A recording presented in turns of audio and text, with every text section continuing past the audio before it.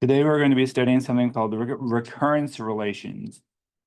And um,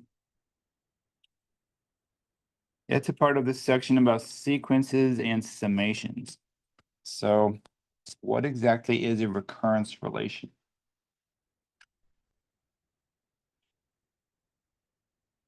Recurrence relations.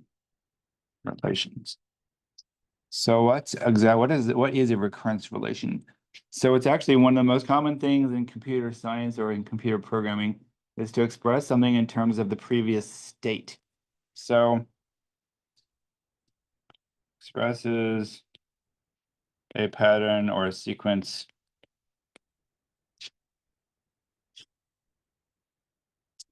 in terms of a previous state.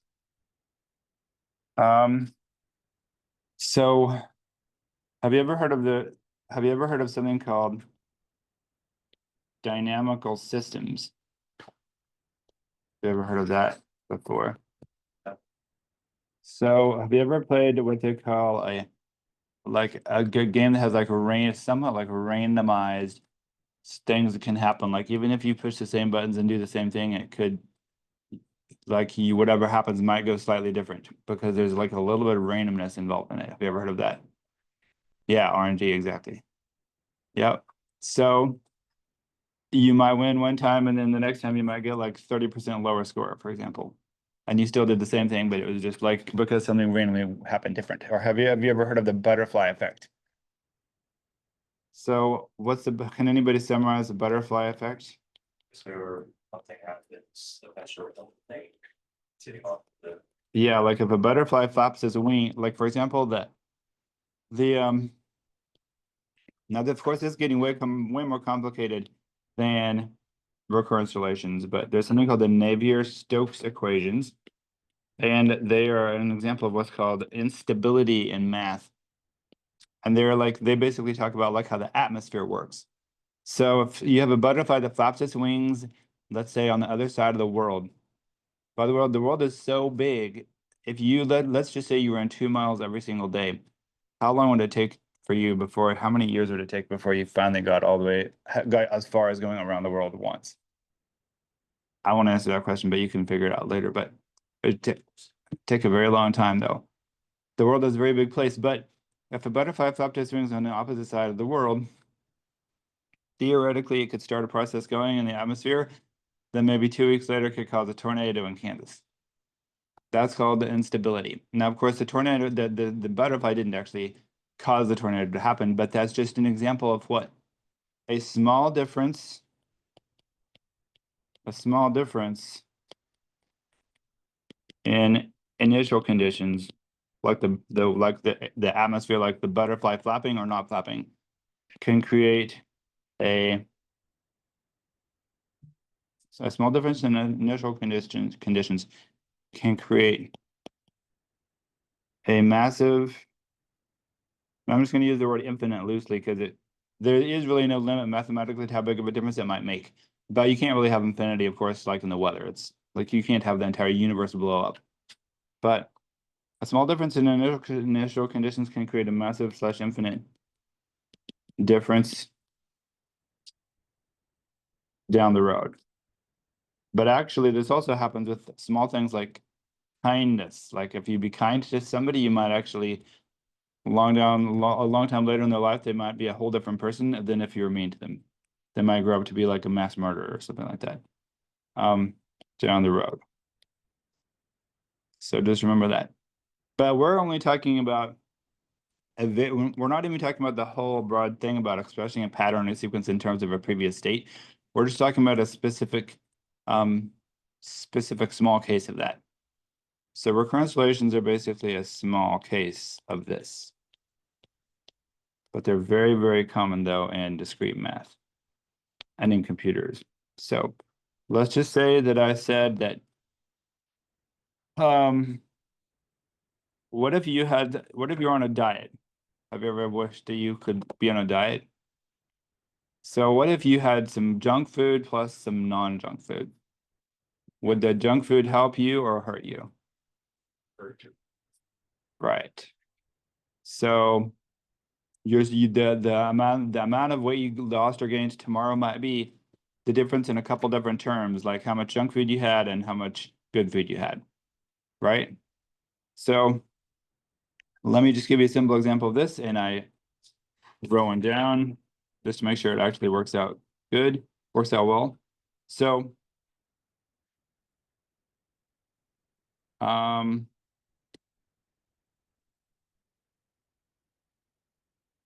just a second. A n minus 2 a n minus 1 minus 3 a n minus 2 equals 0.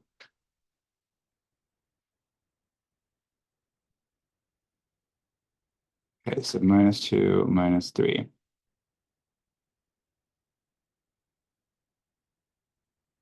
Okay, so what if you had this? The next state or the next value of a sequence was equal to twice the value before it plus 3 times the value the day before the day before. So AN means presently, or the present state. AN minus 1 means the previous value or the previous state. AN minus 2 means the next before the previous state. So the previous state, previous state. So I'm going to give you some numbers for that. Let's just say the initial, and A naught, by the way, that represents the initial state of them all. So I'm going to give you an initial state. A1 is equal to 3, and I'm just going to go with the next odd number. Oh, sorry, not A1. I meant A0. Sorry, my fault. A0 equals 3, and A1 equals 5. So if the initial state is 3 and the next state is 5, let's use our recurrence relation to calculate the next state, the A2 state. No, that actually it's not 7. A little more complicated than that. So this said the present state will always be 2 times the previous state plus 3 times the previous to the previous state. So what's 2 times 5 plus? So this, so if this is your present state, it'll always equal. It's like a dynamical system or whatever. It'll always be equal to 2 times what was before it plus 3 times what was before what was before. So what's 2 times 5 plus 3 times 3? 16. 19, yes, it's 19. So it's 3, 5, and then jumps to 19. So that's a very random pattern. Notice that there's not a common difference between each term. There's not even a common multiple, because like, for example, this term is not even twice as big as this term, but that term is more than 3 times as big as that term. Did you say 5 times 2 plus 3? No, it's 2 times the previous term plus 3 times the previous to the previous term. So this says the nth term, like the nth day of the month value or whatever, is equal to 2 times the value on the n minus 1 day of the month, plus 3 times the value on the n minus 2 day of the month. Okay, I see. Yep. So it's always, so let's go ahead and calculate one more term from that.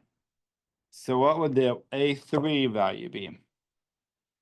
What would the next, so on the, what's A3? What's this? It's not really the third term, it's the 4th term of the sequence, but it's called 3 because the sequence starts from the 0th term. So what would the next term be? That'd be 2 times the previous one. So 2 times 19 plus 3 times 5. So 2 times 19 is 38 plus 3 times 5 is 15. So 38 plus 15 is 48 plus 5, 53, right? 53. So that's a kind of a random sequence. Have you ever seen a sequence that's that random before? But of course, if you have a computer program that's simulating like motion or anything like that, or like snow or whatever else, anything that has some strange things going on, it might have a pattern that's even more weird than that, but it's still a very easy to calculate pattern though. So You have this pattern.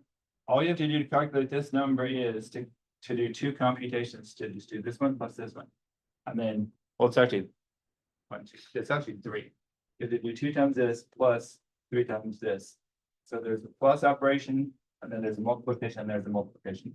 So to do 2 multiplications, 1 addition to calculate the next term. So after you did that for a while, once again, you'd be down the road, you'd maybe be able to do that 100 times, and it'd take 300 steps to get to the 100th term in that calculation. So the question is there any way that discrete mathematics can make the calculation of that pattern easier? We could add loops to it, except the thing is, here's a critical thing to remember as a computer programmer.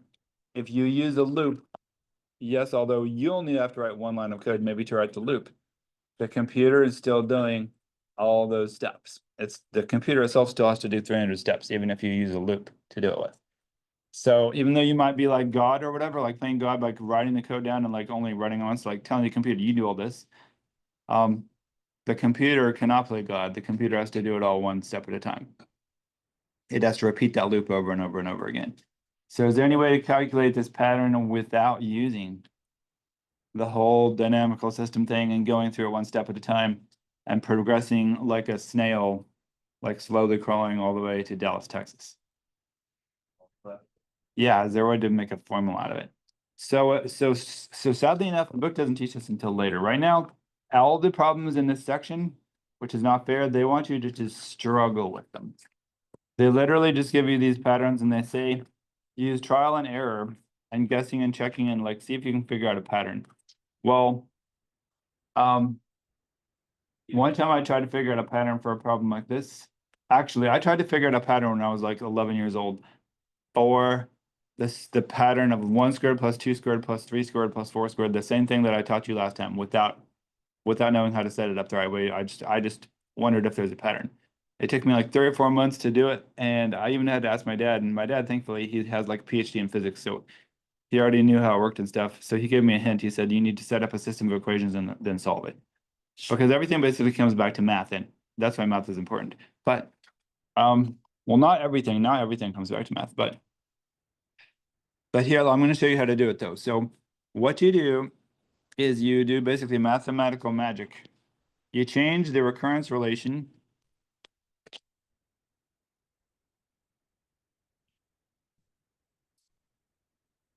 You change the recurrence relation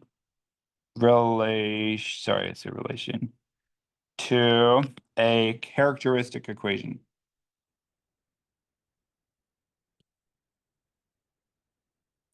So you replace an with r squared. You replace an minus 1 with r because it's like one lower power. And then you replace an minus 2 with just 1. So if I go back and I do that, the recurrence relation was an, which I'll replace with r squared, equals 2an minus 1, which I'll replace that with 2 times r, plus 3an minus 2, and I'm going to replace that with 3 times 1. So that's what we're doing is and there's a whole reason why you do this, but you're basically taking a trial function called, you're taking a test function, letting an equal constant times r to the power of n, and then you're replacing that with, you're placing the an value with that in the whole equation, and then you're dividing by the smallest power of r. It's easier though to just use this quick and dirty method though. So then you get this equation, r squared equals 2r plus 3. Now we're going to set it equal to 0. And who's had a math class with me before? So, wow, cool. You might remember that I always stressed how important factoring was. In fact, I might have even given you like 33% extra credit on chapter 5 or chapter 3 or whatever chapter had factoring in it. I'm not sure if you might remember that or not, but that's because of course, in order to solve this characteristic equation, we have to factor. So let's factor this out. What value of r times r would equal r squared? It'd just be r times r, right? And then remember I said bring down this first sign. Now you multiply the signs together. What's a negative times a negative? And then you multiply the number at the front times the number at the end, 1 times 3. You don't need to worry about the negative because we've already put the signs down. 1 times 3 is 3. And then what pair of numbers from 3 would add up to make a negative 2 if I put it into these blank spaces? Except for I have to put the bigger one with the first sign so that it'll add up to the negative 2. Because if I put the bigger one first, then it's negative 3 and positive 1, which adds up to negative 2. So the value of R is R equals, so if I said R minus 3 equal to 0, what's the opposite of negative 3? And then if I said R plus 1 equals to 0, what's the opposite of positive 1? Correct. So R equals 3 and R equals negative 1. Now, what you do next is the solution is equal to, and I'm going to give you a strange word, but it's called a linear combination of R to the power of n. This is a linear combination of R to the power of n. So basically, it's going to be the solution yn, or an, let's say an, because it's an a. The nth term of the sequence is equal to an unknown constant, I'm just going to call it capital A, times R to the power of n, plus another unknown constant, I'll call it capital B, times R to the power of n, like that. So the solution to that problem is A times 3 to the n plus B times negative 1 to the n. Now, there is no way of knowing what these two values are because these values depend on the initial conditions. Whatever the initial term was, which I said was 3, and whatever the term was next after that was, which was 5. So just like you can't have a chicken without an egg and you can't have an egg without a chicken, there is no way to tell. You can't make the formula itself tell you what the first two terms are. The first two terms are what they call independent. You have to have them, just like, have you ever heard of the process of like calculating the population growth? There is no way to create the first two, like rabbits, for example, that will make the population growth start. They have to be provided somehow by God. In fact, everything else has to be provided by God. But so we can't tell what A and B are without knowing something about the sequence at first. So the sequence doesn't come out of nowhere, it comes out of somewhere. And what we know is, okay, let me start a new page so it's easier to see. So an equals, wait, I forgot, just a second. 3 to the n and negative 1 to the n, right? Because and the reason for that is because we got the solutions from the characteristic equation, we got 3 and we got negative 1 for the values of R, right? So now I'm going to have to find the formula for that sequence. And how do I do that? Well, I remember that the initial term was A0, it was 3. And the next term after that was A1, which is 5. And then who remembers in colored algebra how you had to solve systems of equations? Remember when you had to solve systems of equations? And if you had my in-person class, remember there was one day I said that most of the time, about like I think 47% of the time of all computers in the world are doing is solving systems of equations. And it was specifically for something called optimization. But this is also going to be solving a system of equations. In fact, probably most of the time, computers are spending their time solving some sort of system of equations. So what system of equations do we need to solve in order to calculate this recurrence relation? Well, we need to plug 0 into this relationship. So let n equals 0. You'll get A0 equals A times 3 to the 0. That's the purpose of n, is to be able to plug in any number that we want to for n. Now plug in n equals 1. Then you get A1 equals A times 3 to the 1 plus B times negative 1 to the 1. So what's the first equation after plugging in 0? What is the value of A0? What's the value of A0? That's going to be our system of equations. What is A0? 3, right? What is 3 to the power of 0? 1. And what's 1 times a is just a. And then negative 1 to the 0th is 1, so we get just 1 times b. That's the top equation. And now the bottom equation. What is the value of a1? It's 5. And what is the value of 3 to the power of 1? So we're looking at this second equation right now. What's the value of 3 to the power of 1? 3, so it's just going to be 3a. So it's going to be 5 equals 3a. And then what's the value of negative 1 to the 1? Just negative 1. We're going to b times negative 1, which is negative b. Now, using all your college algebra brains, what do you do to solve this next? What do you do to solve this system of equations? What's a good step to do? Or actually, it's already opposites. So we can just add it up. We can combine the system into one equation by adding them up. So we get 8 equals 4a and then plus 0, because positive b and negative b is 0. And what do we do next? Divide 4. And we get 2 equals a. Now we need to pick the easiest equation and plug 2 back into it to find b. What's the easiest equation that you see on the page? How about 3 equals a plus b? So if a equals 2, then 3 would equal 2 plus b. So can anybody tell me what b would have to be? Or 1. Yeah, b would equal 1. So that means, let me go back up to the top. That means that this equation actually becomes the formula an equals a, which is 2, times 3 to the power of n, plus b, which is 1. So it just disappears because you don't need to write a coefficient of 1. Just the number that's after it. So it's an equals 2 times 3 to the n plus negative 1 to the n. Now let's test that formula out. So let's plug in 0 into it and see if it works. So let's test it, see if it works.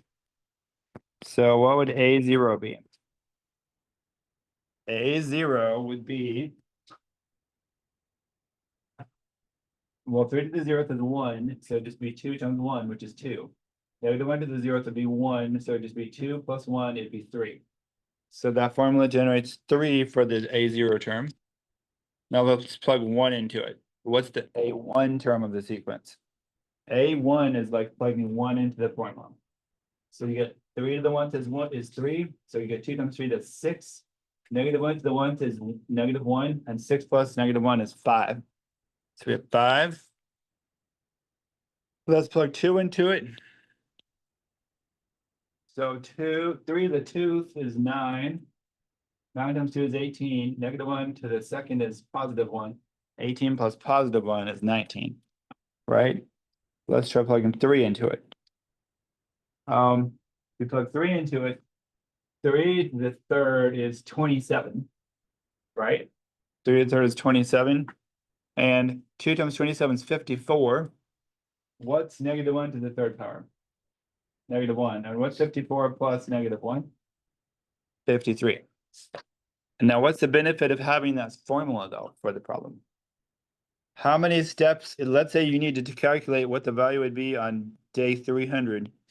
How many steps would you have to do to calculate a300 if you used the original recurrence relation?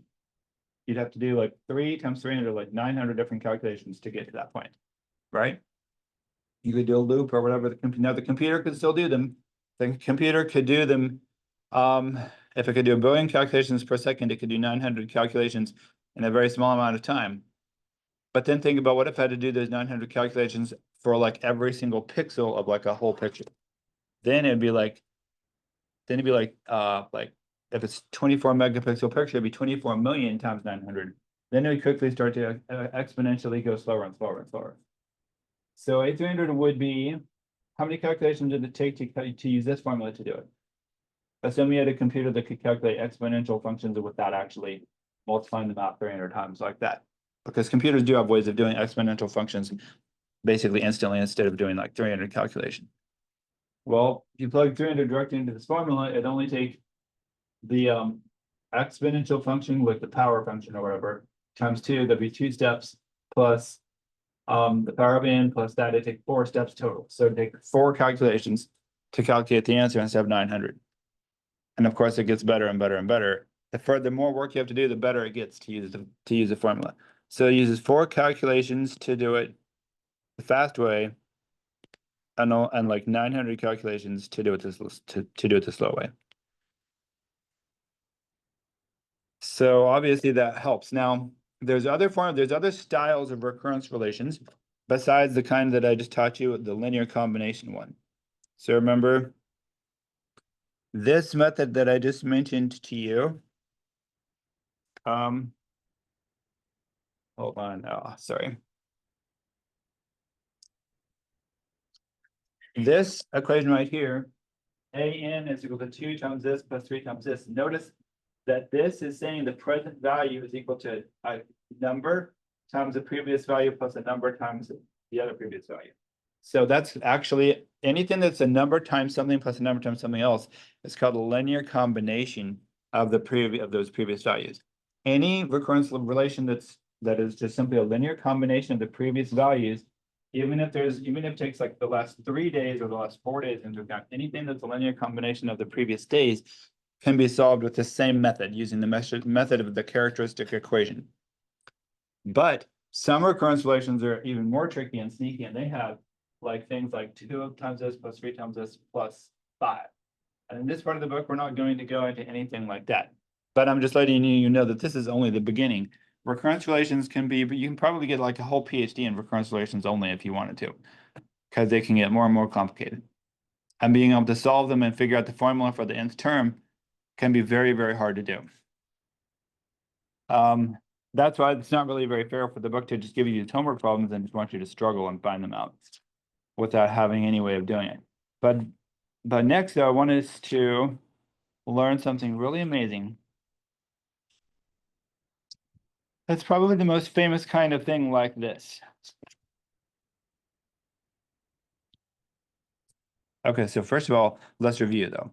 So we learned that if you have a formula like this, an equals blank times an minus 1 plus blank times an minus 2. Can anybody explain to me in words what that means?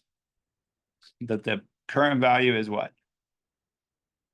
Is equal to something times what? The previous value plus something times the previous value, right?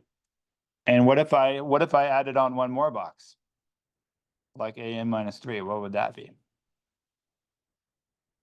So in that case, it'd be something that requires you to have 3 previous days before you can even start. So like you'd have to have the day 0, day 1, day 2, you'd have to have 3 different values given, and then you could calculate what the value would be on the next day after that. So it'd be like, let's say 1 times the previous day plus 2 times the next to the previous day plus 3 times the next to the previous day. Does that make sense?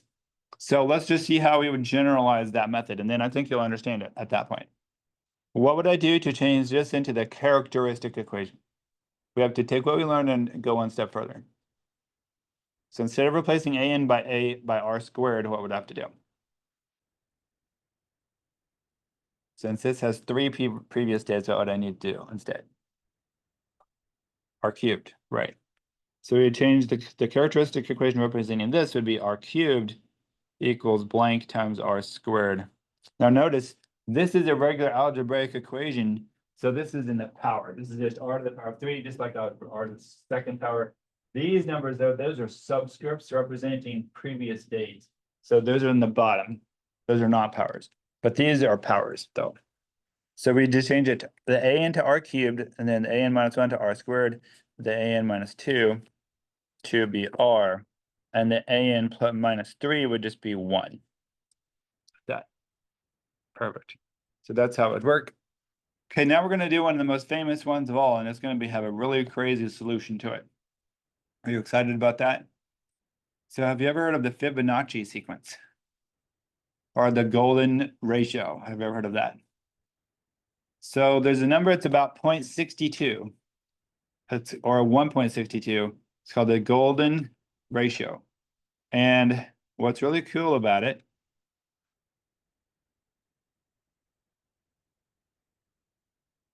is that, so it's approximately 1.618033, et cetera, like that. And guess what, though? The reciprocal of it, so the ratio of itself to itself or whatever, is also equal to that same set of decimals. So it looks like you just simply just take away the 1.618, drop the 1 before it, and then you just have the same decimals. There's a lots of other cool properties like geometric and everything like that. So like if you look at sunflowers and you look at lots of really aesthetically pleasing shapes and like the proportions of like a frame for a picture and things like that. Supposedly it looks really pretty if they're in the ratio of a golden ratio. Yes. If you divide by one, does it just keep moving it over to the left? Well, the thing is, we're not really dividing by one, we're taking the reciprocal of it. But yeah, but if you divide it by 10 though, then you keep moving it over to the left though. So anyway, so two quantities are in the golden ratio if their ratio is the same as the ratio of their sum to the larger of the two quantities. So that's how they define it on Wikipedia. So this is a strange picture of it. There's lots of different pictures like that. We won't really necessarily go into all of that though. But it's slightly wider than a picture that you take with like a regular photo camera. Does anybody know what the ratio of a normal picture is that you take with like a photo camera? It's like 35mm photo. Does anybody know like what kind of prints are like the normal size prints, like 4:6 prints? Yeah, the aspect ratio, right. So the aspect ratio is basically a 35mm roll of film was actually 24mm wide by 36mm, or it's 24mm tall by 36mm wide. So it's basically 4:6, or you could reduce that to be 3:2. So is that right? 2:3, yeah. So this is a little bit, so a 3:2 ratio is like a 1.5 ratio, basically, like 1.5 times longer as it is wide. But this is a little bit wider than that. But it's not as long as like the top of a phone. Like who knows what the aspect ratio for like a TikTok video or like your phone's like screen typically is about like 9:16, right? So it's less tall than that. So this is kind of like the golden ratio is kind of like the most supposedly the most aesthetically pleasing ratio of like a rectangle. So like this rectangle, this whole rectangle right here, this rectangle right here, doesn't that just look like sort of like really aesthetically pleasing? Like it's just like just the perfect size of rectangle or whatever. Let's learn about how that number comes from also from a recurrence relation. You ready? That should be exciting for you. So the easiest way to do this is a Fibonacci sequence.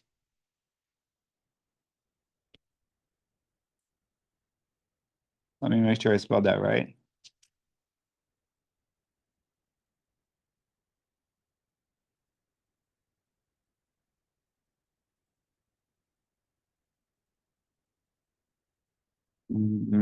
Well, it's somewhere in it. Oh yeah, here it is. Fibonacci. Yep. Okay, good. It's basically like this.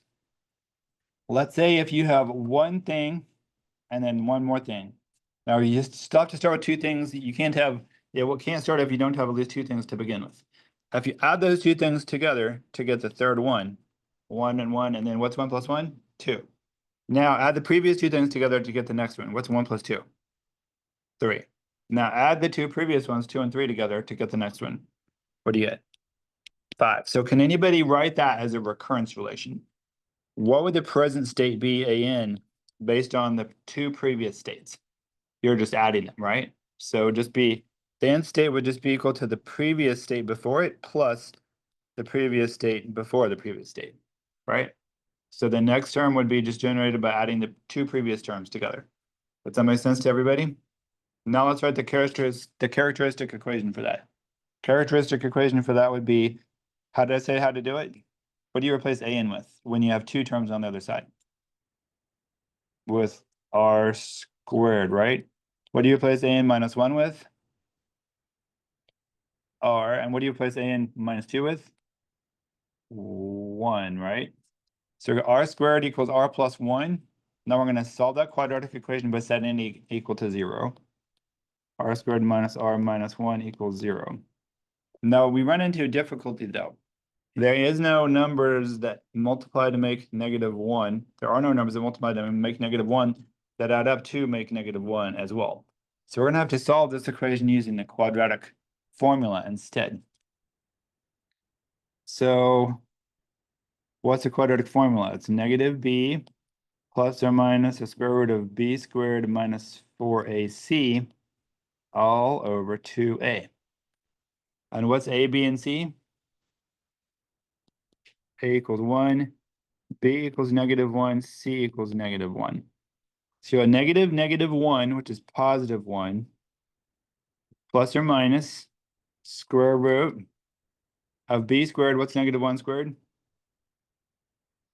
1. Minus 4 times, what's 1 times -1? -1 over 2 times 1, which is 2. There we go.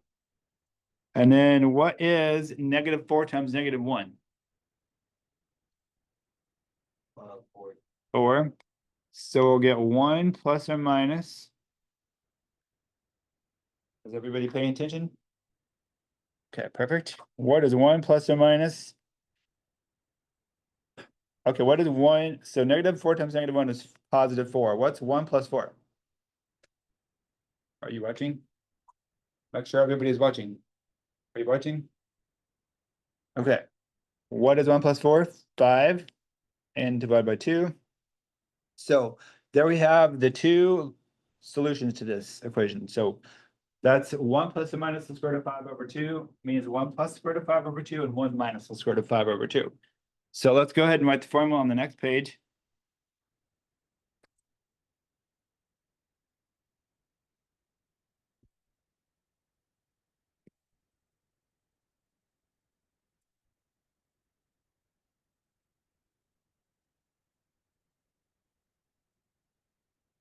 Now that's a little bit crazy of a formula, but since the solutions were like solution number 1 is r equals 1 plus the square root of 5 over 2.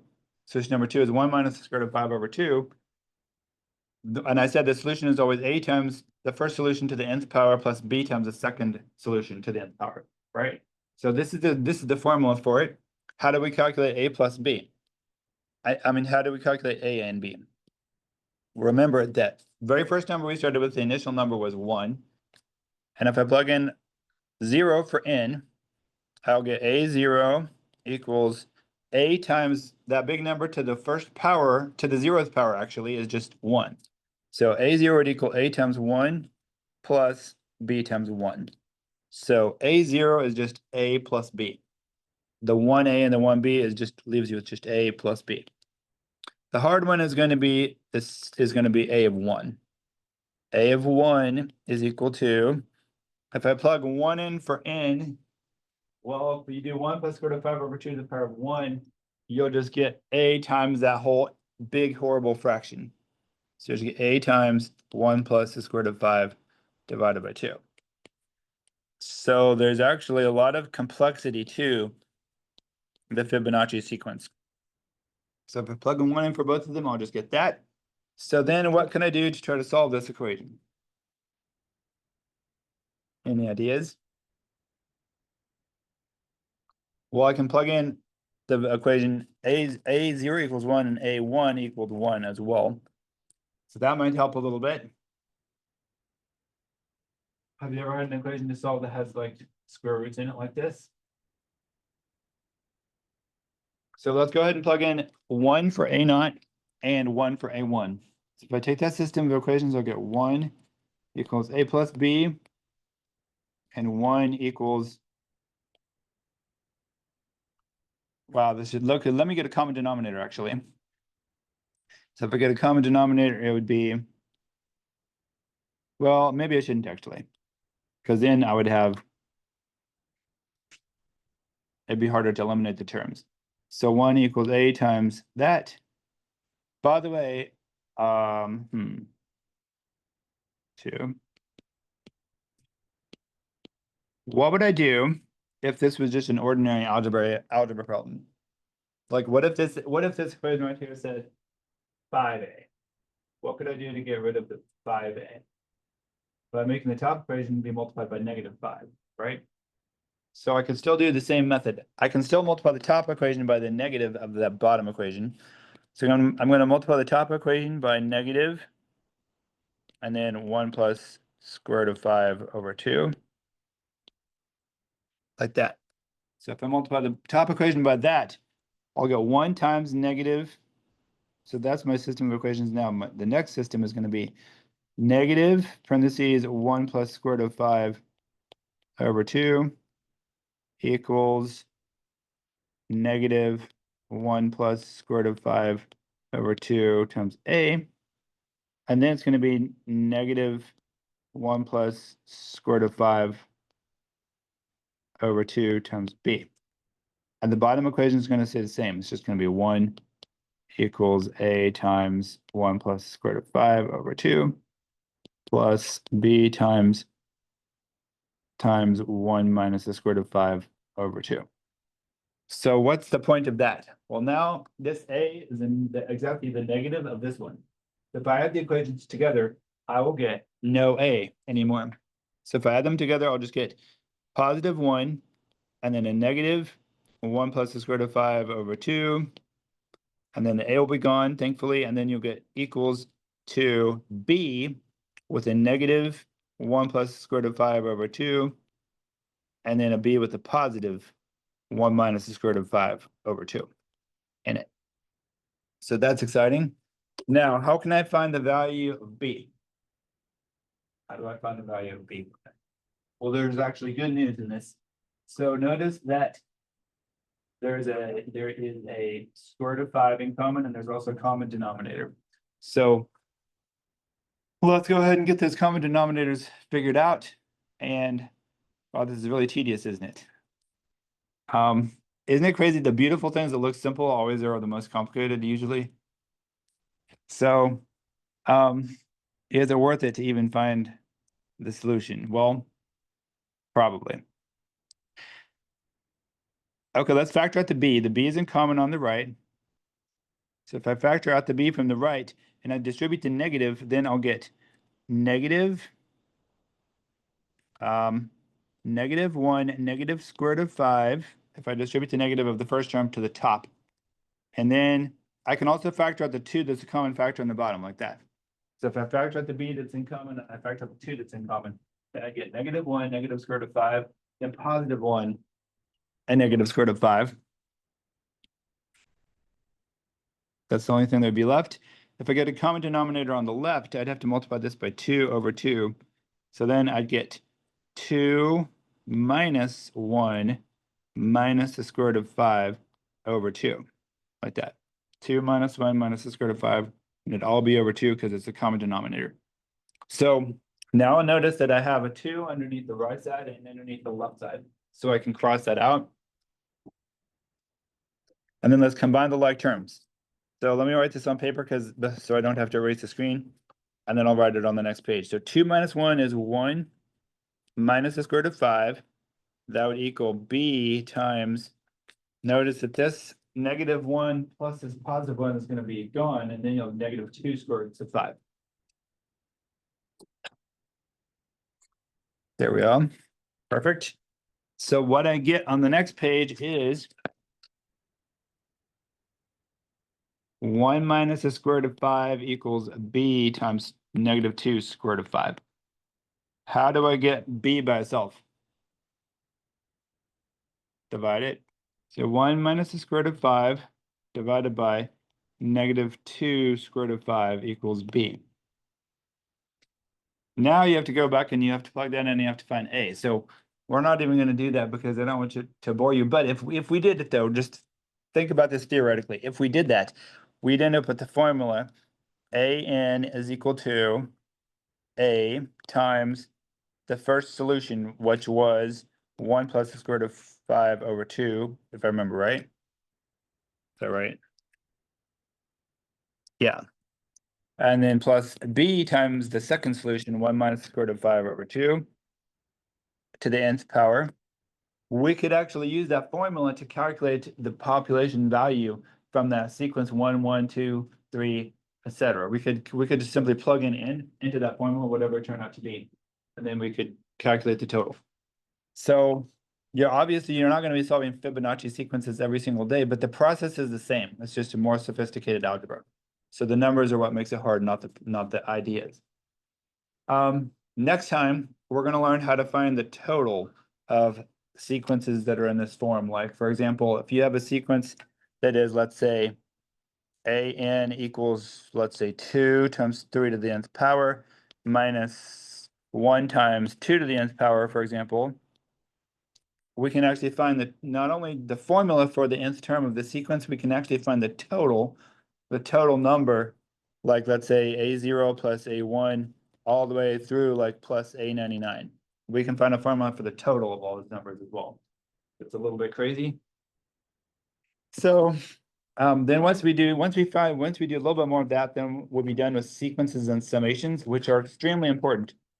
All kinds of things in math and in computers, especially computers, have to do with sequences and adding sequences up.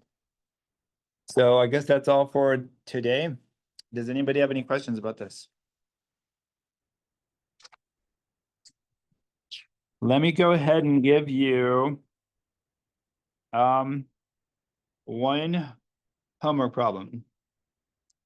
All right, let's see. Just a second, let me make sure this actually works. R squared, I don't want to give you an impossible one. R squared plus 3R minus 4 equals 0. R time plus 4, R minus 1, 4, take away 1 is 3. Yeah, okay, so I'm going to assign you number 12, but I don't want you to do the actual problem number 12. I want you to do page 177, page number 177, number 12. Ignore everything that it says to do.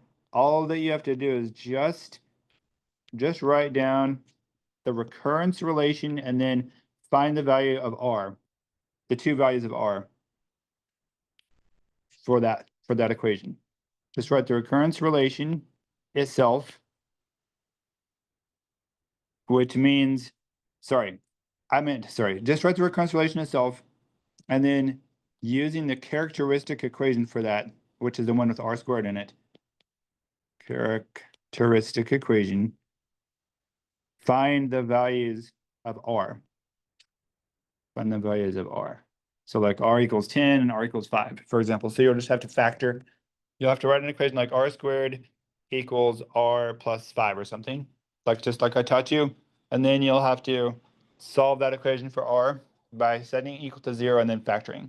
You don't have to do any of the actual work that it says to do on the problem. All right, well, see you later, and bring that problem in on Monday. Just hand it in class, and I can also put an upload link for you on Moodle as well.